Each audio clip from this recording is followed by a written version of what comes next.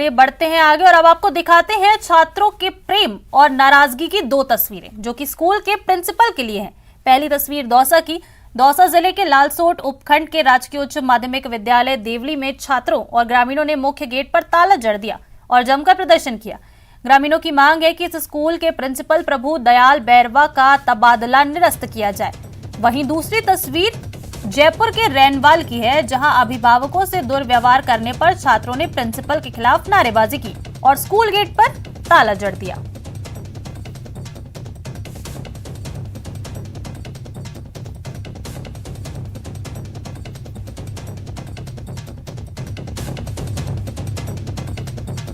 तो चलिए बात दौसा की करेंगे, जहां प्रदेश में प्रधानाचार्य के तबादलों के खिलाफ स्कूलों में तालाबंदी की खबरें लगातार सामने आ रही हैं। दौसा जिले के लालसोट उपखंड के राजकीय उच्च माध्यमिक विद्यालय देवली में भी ग्रामीणों ने मुख्य गेट पर ताला जड़ दिया और जमकर प्रदर्शन किया। ग्रामीणों की मांग है कि इस स्कूल के प्रिंसिपल प्रभु दयाल बैरवा का तबादला निरस्त किया जाए। इस दौरान ग्रामीणों ने चेतावनी दी कि यदि प्रिंसिपल का तबादला निरस्त नहीं हुआ तो गांव का एक भी बच्चा स्कूल में पढ़ने नहीं आएगा।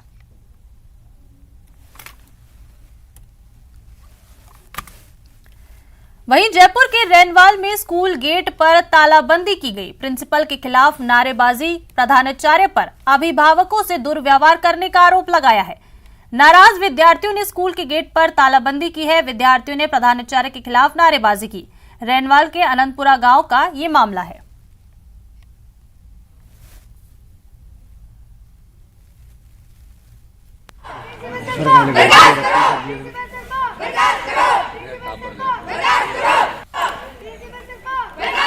मंत्री जाहिदा खान ने अपने और अपने बेटे पर लगे अवैध खनन के आरोपों से इनकार किया है। गौरतलब है कि मंत्री जाहिदा खान पर साधु विजय दास के आत्मदाह के बाद ऐसे आरोप लगाए गए थे। आज पीसीसी में जनसुनवाई के बाद राज्य मंत्री जाहिदा खान ने कहा कि मेरे बेटे के नाम से बिजनेस है जिसमें 3 पार्टनर हैं। बिजनेस करना कोई गुनाह नहीं है। जो भी खनन हो रहा था वो अवैध नहीं था। हमने पूरे वैध तरीके से लीज लिया था। अब जब सरकार ने सभी तरह के खनन पर रोक लगा दी है तो खनन बंद हो गया।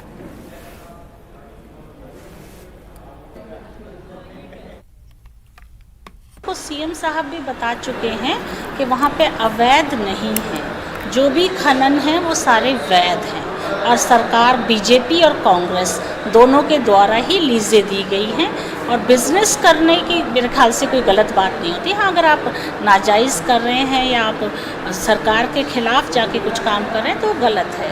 तो मेरे बेटे के नाम से बिजनेस है, उसमें 3 लीज हो, हम लोग 3 पार्टनर, तो मेरे ख्याल से बिजनेस करना कोई गुनाह नहीं है।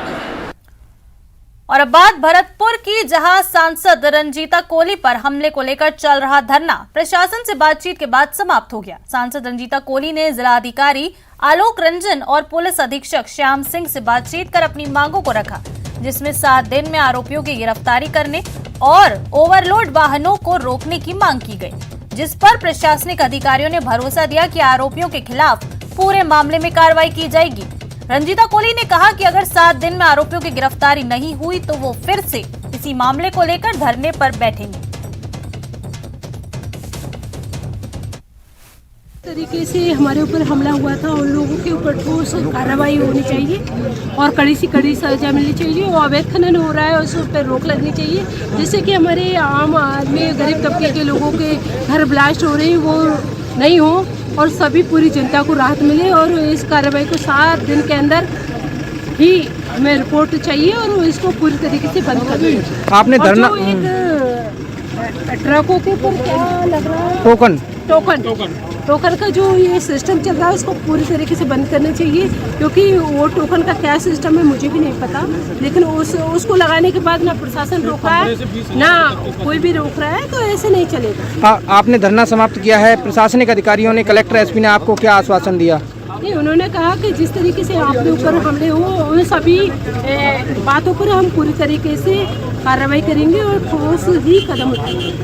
11:20 पर रात को घटना की सूचना कलेक्टर साहब के माध्यम से मिली थी। तुरंत ही मैंने SHO, CO और ADC को मौके पर भेज दिया और जैसी जानकारी मिली घटनाक्रम की, उसके बाद मैं भी रवाना हो गया कलेक्टर साहब के आगे। मैंने MP महोदय को समझाइश की और कहा कि हम आप FIR दीजिए, हम कार्रवाई करेंगे। उन्होंने FIR दी है, अब हम उनके नियमानुसार कार्रवाई करेंगे। और जो ट्रक खड़े थे यहाँ उनके खिलाफ माइंस विभाग से FIR लेकर के मुख्य कार्रवाई कर रहे हैं। यहाँ पर आपके हिसाब से कुछ जो ट्रक हैं वो जा रहे थे, आपका जो रूट था उस रूट के थोड़ा डिविएट होकर यहाँ पर माननीय MP महोदय आए थे और उन्होंने उनको ट्रकों को रोकने का प्रयास किया था। उस प्रयास में कुछ लोग भागे, कुछ ऐसा बताते हैं कि कुछ पत्थर पड़े कांच के ऊपर। यद्यपि किसी को किसी तरह की चोट नहीं आई है, पर गाड़ी का कांच जो है वो टूटा हुआ है। और आई थिंक इसी के उसमें आपने जो है वो यहाँ पर एक धरना दिया था, जिसमें यहाँ मौके पे आके आपसे वार्ता की गई, निवेदन किया गया बार बार कि अगर ऐसी कोई कार्रवाई हुई है तो उसकी लिखित में FIR दर्ज होनी चाहिए और आप चाहें जिस स्तर पर उसकी जाँच कराने के लिए प्रशासन पूरी तरह तैयार है। चलिए बढ़ते हैं आगे और अब बात दौसा की, जहां महिला एवं बाल विकास मंत्री ममता भूपेश ने सांसद रंजीता कोली पर हुए हमले की निंदा की है। इस दौरान उन्होंने कहा कि ये दुर्भाग्यपूर्ण घटना है। किसी भी जनप्रतिनिधि के साथ ऐसी घटना होना दुर्भाग्यपूर्ण है, चाहे वो किसी भी राजनीतिक पार्टी से संबंध रखता हो। आगे उन्होंने ये भी कहा कि दोषियों के प्रति प्रशासन पूरी तरह गंभीर है, वहीं पुलिस भी अपना काम कर रही है, इसलिए शीघ्र ही दोषी को गिरफ्तार कर लिया जाएगा।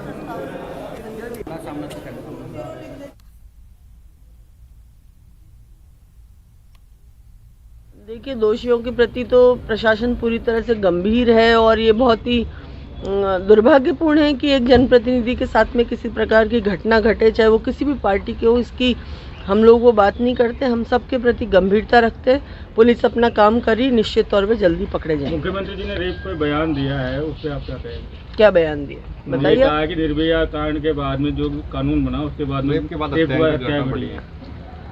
देखिए, आज जो स्थिति पूरे देश भर में चल रही है, मैं सिर्फ राजस्थान की बात नहीं करना चाहती, पूरे भारतवर्ष में ये दुर्भाग्यपूर्ण समय है कि लोगों की संवेदनशीलता मर चुकी है। बच्चियों के साथ, महिलाओं के साथ बलात्कार की घटनाएं बढ़ रही हैं। कहीं ना कहीं इसके पीछे हम सब लोगों को मिलके, सरकारों को, सोशल सेक्टर्स को, NGO को, सामाजिक कार्यकर्ताओं को हमें हिंदुस्तान के अंदर एक बहुत ही सुरक्षित वातावरण बनाने का प्रयास करना चाहिए, जिसमें सरकारें अपना काम कर रही है, सिविल एक्टिविटीज अपना काम करे, NGOs अपना काम करे। हम सब लोगों को मिलके कलेक्टिव एफर्ट्स के साथ में देश के लिए काम करना चाहिए। तो बीते दिन शुरू में पुरानी रंजिश को लेकर एक 23 वर्षीय युवक की पीट कर हत्या कर दी गई। इस मामले में मृतक के नाराज परिजनों ने पुलिस लाइन के सामने सड़क जाम कर विरोध प्रदर्शन किया। इस दौरान लोगों ने चुरू पुलिस के खिलाफ जमकर नारेबाजी की। बता दें कि बीती रात करीब 2 बजे तक आक्रोशित लोगों का प्रदर्शन जारी रहा। इस दौरान पुलिस ने लोगों को समझाने की कोशिश की, लेकिन लोगों ने पुलिस की एक नहीं सुनी। परिजनों ने पुलिस लाइन के सामने एम्बुलेंस में मृतक का शव रखकर प्रदर्शन किया। बामुश्किल पुलिस ने शव को कब्जे में लेकर अस्पताल की मोर्चरी में रखवाया।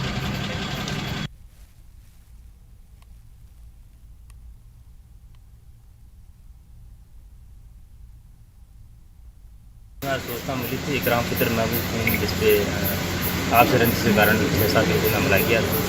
उसमें काफ़ी चोटें आई थी। उसके बाद में इसको यहाँ हृदय लेके गिरफ्तार कर दिया था। और अभी सूचना मिली कि जयपुर जब लेके जा रहे थे, रास्ते में चौमुख पर मृत्यु हुई है और मुलजिमों की धरपकड़ के प्रयास जारी है। स्वयं के निर्देशन पूरा कार्य किया जा रहा है। अलग अलग टीमें बनाई गई, रवाना की जा रही है। और अब बात करेंगे जोधपुर की, जहां प्रेमिका को जन्मदिन के मौके पर ड्रग्स की ओवरडोज देकर हत्या करने का मामला सामने आया है।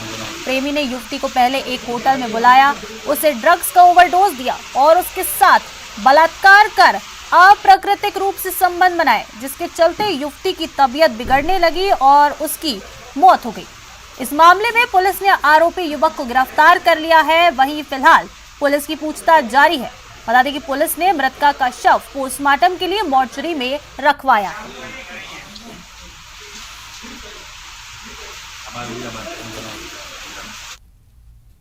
6 तारीख को हमारे पास MGH हॉस्पिटल से एक युवती की मृत अवस्था में वहां पे आने की हमें सूचना मिली थी, जिसके बाद उसके जो परिजनों से संपर्क किया गया तो उसकी छोटी बहन द्वारा हमारे यहाँ पर FIR दर्ज कराई गई, जिसमें उसने बताया कि उसी के ही रिश्तेदार एक समीर नामक युवक, उसके द्वारा उसकी जो मृतका की छोटी बहन को फ़ोन किया गया था कि उसकी बहन की तबीयत खराब है और वो आकर उसे संबंधित एक जो होटल का नाम दिया थाना उदय मंदिर में कि यहाँ से आकर उसको ले जाए।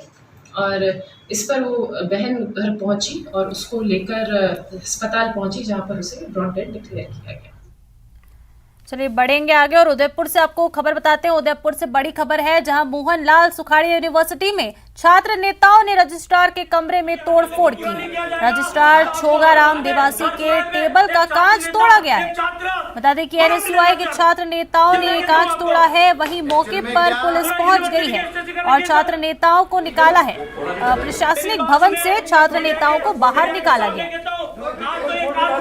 अगर विद्यार्थियों की हर मांगों को पूरा नहीं किया जाएगा तो आपको हर रोस्ते हर चौराहे में। तो गाय का गोबर निर्यात करने के मामले में देश भर में सुर्खियां बटोरने वाले भारतीय जैविक किसान उत्पादक संघ ने एक और अनूठी पहल की है। भाई बहन के पवित्र रिश्ते के प्रतीक रक्षाबंधन पर गाय के गोबर से निर्मित बीज वाली हर्बल राखियों के निर्यात का निर्णय लिया है। ये रिपोर्ट देखिए। चीन की राखी का तोड़, ये बंधन है बेजोड़। स्वदेशी हर्बल इको फ्रेंडली राखी भाई की कलाई पर सजेगी।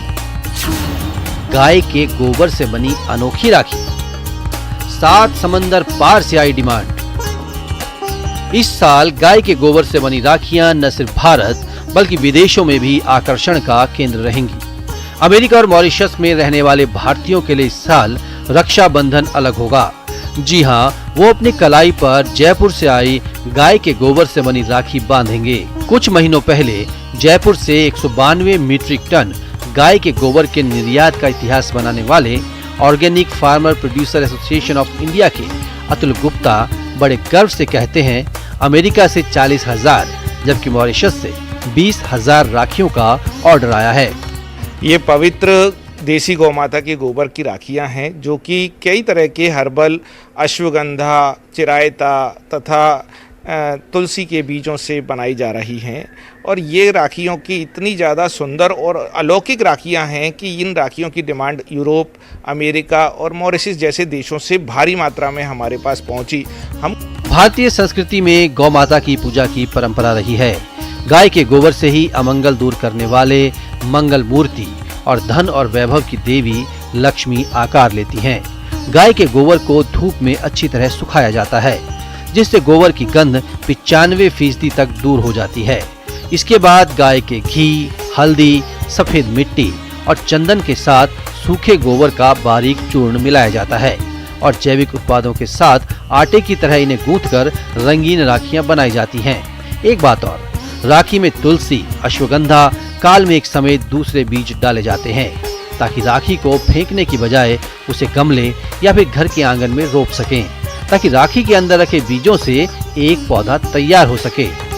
गाय के गोबर में हमने कुछ सीड्स मिलाई, जैसे कि अश्वगंधा है, जैसे कि तुलसी है, चिरायता है, इनकी सीड हमने उसमें मिलाई ताकि रक्षाबंधन के बाद में अगर हम लोग राखी अगर खोल रहे हैं तो उस राखी को हम लोग क्या करें कि आप अपने घर के आंगन में या गमले में उस राखी को, गाय के गोबर की राखी को उस पर डाल दें ताकि उसमें जो बीज हैं, छोटे छोटे बीज हैं, वो अंकुरित होके एक छोटे पौधे का निर्माण करेंगे। बात सही भी है। ज्यादातर लोग रक्षाबंधन के कुछ देर बाद ही राखियां उतारकर इधर उधर फेंक देते हैं। भाई बहन के प्यार की प्रतीक राखी अगले दिन ही कचरे में पहुंच जाती है। इसी को देखते हुए राखियों में तुलसी, अश्वगंधा, कालमेघ के बीज डाले जाते हैं ताकि राखी के अंदर रखे बीज अंकुरित होकर भाई बहन के पवित्र रिश्ते की याद दिला सकें। न्यूज़ 18 राजस्थान के लिए जयपुर से महिमा जैन की रिपोर्ट। तो चलिए रुक कर लेते हैं इस वक्त की बड़ी खबर का। जैसलमेर से बड़ी खबर है, डीएम टीना डाबी के नाम से फ्रॉड का मामला सामने आया है। टीना डाबी के नाम से फ्रॉड का प्रयास किया गया। बता दें कि डीएम टीना डाबी की फोटो लगाकर मांगे जा रहे हैं पैसे। जिला कलेक्टर ने अपील की है कि किसी अनजान से मैसेज आने पर सावधान रहें। डीएम टीना डाबी के ऑफिशियल नंबर के अलावा नहीं है कोई अन्य नंबर। बता दें कि 8320082043 इस नंबर को ये नंबर बताया जा रहा है, डीएम टीना डाबी का नंबर। बड़ी खबर इस वक्त के आपको बता रहे हैं। जैसलमेर से बड़ी खबर, जहां डीएम टीना डाबी के नाम से फ्रॉड का मामला सामने आया है। डीएम टीना डाबी की फोटो लगाकर पैसे मांगे जा रहे हैं। जिला कलेक्टर ने अपील की है कि किसी भी अनजान नंबर से आए मैसेज पर सावधान रहें और ऐसी मैसेजेस का रिप्लाई ना करें। 8320082043 ये वो नंबर बताया जा रहा है डीएम टीना डाबी का।